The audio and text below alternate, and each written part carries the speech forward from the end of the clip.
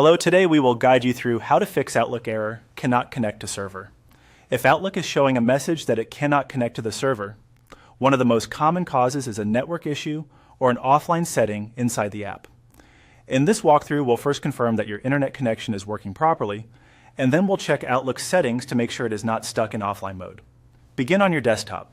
From there, look to the bottom right corner of your screen where the network connection icon is usually displayed. This area shows whether your computer is connected through Wi-Fi or Ethernet. Click the Wi-Fi or Ethernet icon and check the current status carefully. You want to make sure the device is actively connected to the internet, not disconnected, limited, or trying to reconnect. If it says you are connected, that's a good sign, and you can move to the next part. Next, open a web browser on your computer. Any standard browser will work for this. In the search bar, type in speed test and open the speed test option from the search results. Then click to run the speed test. This helps confirm that your internet connection is not only connected, but also working well enough to reach online services. If the test loads and completes successfully, your connection is most likely stable. If it does not load, or the test fails, the Outlook issue may be related to your network, rather than the app itself. Once you've confirmed the internet is working, open Outlook.